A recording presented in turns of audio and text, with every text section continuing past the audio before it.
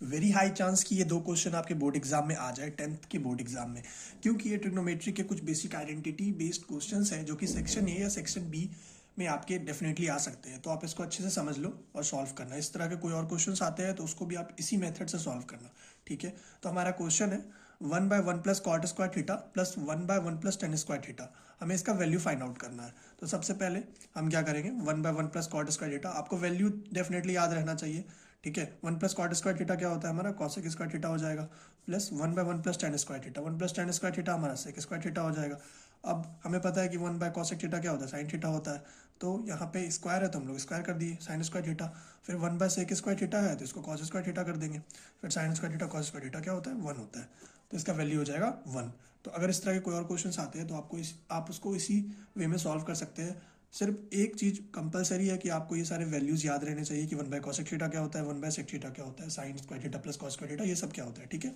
तो आज के दिन का दूसरा क्वेश्चन हम लोग देखते हैं। ये भी काफ़ी ईजी है, इसमें हमें प्रूफ करना है, LHS इक्वल्स टू RH करना है, RHS करना है, ठीक है। तो LHS से स्टार्ट करते हैं।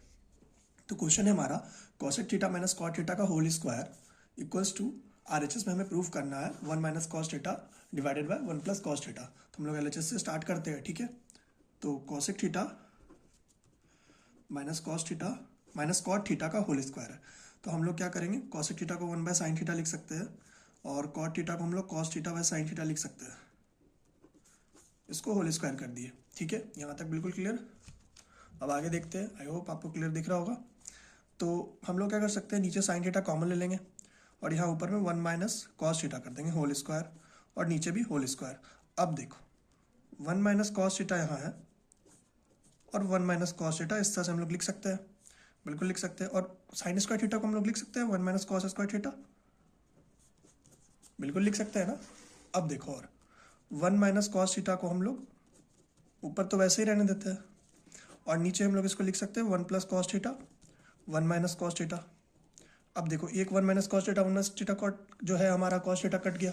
तो अब हमारा जो आंसर है वो क्या हो जाएगा, ऊपर हो जाएगा 1 माइनस कॉस थीटा और नीचे क्या हो जाएगा 1 प्लस कॉस थीटा, ठीक है।